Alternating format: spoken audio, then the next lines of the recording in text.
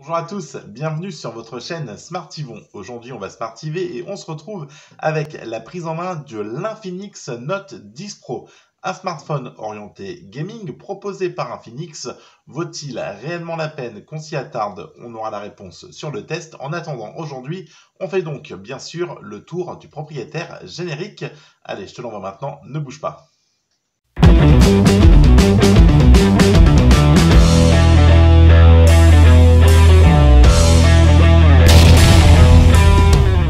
Et voilà, le générique est passé et donc on est ensemble avec cette prise en main de l'Infinix Note 10 Pro. Avant toute chose, tu es donc ici sur la chaîne Smartivon. Merci à toi de me rejoindre. N'hésite pas à t'abonner, liker, partager, ça ne te coûte rien, mais ça permet toujours à la chaîne d'avancer toujours plus loin, toujours plus haut, comme dirait Olivier Mine dans Fort Boyard. Voilà, allez, ça c'est dit. Tu peux aussi me rejoindre sur les réseaux sociaux. Je te balance quelques liens, hop, là, juste ici. Et puis enfin, tu peux soutenir la chaîne en t'abonnant, en t'abonnant vénalement, donc en payant, voilà, deux formules au choix sur la page YouTube où tu es, bien sûr, actuellement, deux tarifs d'abonnement qui te permettent de me soutenir et de bénéficier des produits à tarif préférentiel par exemple. Allez, l'Infinix Note 10 Pro, il est là. La boîte est verte, marquée Infinix Note 10 Pro. C'est normal vu que c'est l'Infinix Note 10 Pro. On remarquera que les petits Chinois, ils n'ont pas collé le petit autocollant totalement bien dans l'angle, là, comme on aurait voulu. C'est un petit peu comme c'est de travers, à moins que ça soit fait exprès, je ne sais pas. Allez, NFC, donc on saura que le portable fait NFC, 90 Hz pour l'écran, 6,95 pouces Full HD, c'est marqué dessus, et derrière on retrouvera bien sûr d'autres, hop là, aïe, oula, je ne suis pas blessé, je vais bien, rassurez-vous, cette cascade était prévue au programme, et oui, on est comme ça, c'est smart, suivons. Et puis quelques renseignements dans la boîte, allez. La boîte, tu l'as vu, j'ai déjà sorti le téléphone. Donc, dans la boîte, on aura une coque qui est fournie. On aura le câble USB type C, un chargeur en 33 watts, parce qu'il est en 33 watts. On aura aussi un verre trempé. Il n'y a rien posé d'origine sur l'écran. Ça sera à toi de le faire avec le verre trempé fourni. Voilà. Le smartphone en lui-même, moi j'ai pris la version 64 Go de RAM, 6 Go de stockage. Bien sûr, tu as compris que je voulais dire l'inverse, 6 Go de RAM et 64 Go de stockage. Sinon, j'aurais un téléphone surpuissant, mais avec pas du tout beaucoup d'espace. Je ne pourrais rien en faire, c'est franchement très pourri et inintéressant. Voilà, le smartphone en lui-même, c'est un très grand smartphone, 6,95 pouces, en Full HD+, pour la partie écran, donc quand même quelque chose qui est quand même plutôt sympathique. 84% donc pour la prise de l'écran sur la face avant, 205 grammes, 78,3 donc millimètres, hop, comme ça, 172,8 donc à la verticale, et enfin une épaisseur d'à peine 8 mm. Et franchement, là-dessus, le travail est franchement propre parce qu'on a quand même une batterie de 5000 mAh dessus. Et il n'est pas non plus trop mastoc, malgré la grandeur, malgré la capacité de la batterie, on a quelque chose qui est plutôt pas mal. Un Helio G95, voilà, donc pour la partie processeur, un processeur qui fera le taf en gaming, hein, 320 000 en tout, on y reviendra sur le test.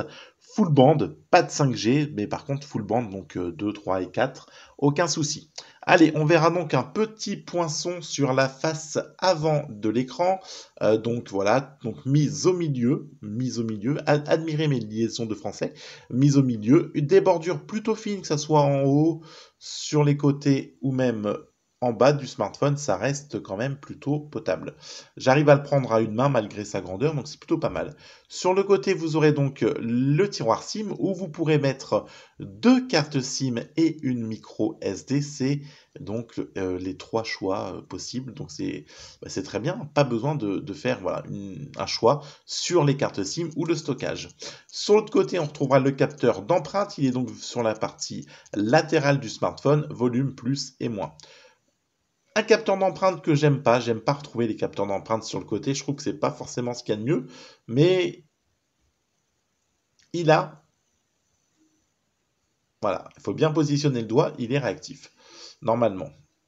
Non reconnu. Bah, vous voyez, je raconte de la merde. Hop, normalement, il déverrouille. Voilà. Bon, je suis pas fan, j'ai toujours des soucis moi avec les capteurs sur le côté. Est-ce que ça vient de moi? Je pense peut-être. À chaque fois que j'ai des smartphones qui se déverrouillent sur le côté, j'y arrive pas. Donc peut-être que mon doigt est difforme et que c'est pour ça. Une connectique en type C, une prise jack et ça c'est plutôt pas mal. Et enfin, on aura deux haut-parleurs sur ce smartphone. Il est en Dolby Surround, un en haut et un en bas, donc ce qui nous promet normalement quelque chose d'assez immersif sur la partie son de ce smartphone. Les appareils photo à l'arrière, c'est donc du 64 mégapixels pour le capteur principal, du 8 pour le grand angle et enfin pour le mode portrait et le mode noir et blanc, on sera sur du 2 mégapixels. Vous avez donc 4 capteurs donc, qui normalement vous permettront de faire le taf. Ils mettent aussi quad LED. Normalement, alors si tu veux bien me faire une petite mise au point, ils annoncent 4 LED. Alors on les distingue plus ou moins, là on voit les 4 petites LED, donc on vérifiera sur la partie photo si ça vaut le, voilà, si vraiment ça éclaire de mieux, de ouf quoi. La partie selfie, on est sur du 16 mégapixels, donc on y reviendra aussi. Dans la partie test, on est sur une prise en main rapide de ce smartphone. Premier abord, il est joli. Moi, je l'ai pris en dégradé. La couleur est franchement jolie. On retrouvera le logo Infinix à l'arrière. C'est un smartphone qui est plutôt agréable, qui est plutôt joli.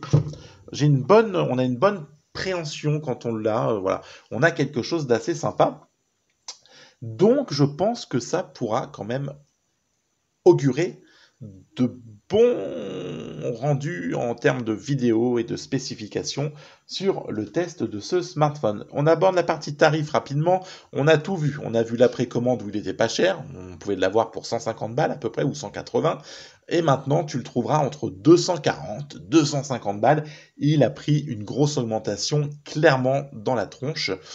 Autant en précommande, enfin en commande, quand il est sorti, c'était là une bonne affaire. Mais alors maintenant, il s'est pris une de ces claques, mon gars. Je pense que wow, l'inflation est passée par là. Hein. Mais truc de ouf, il a pris 100 balles pratiquement, 100 balles depuis sa sortie.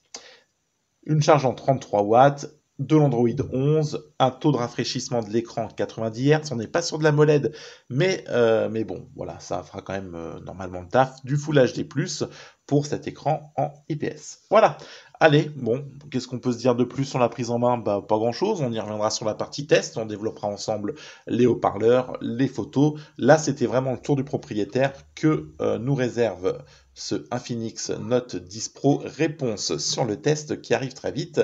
D'ici là, je vous le répète, n'hésitez pas à vous abonner, liker, partager et on se retrouve très vite.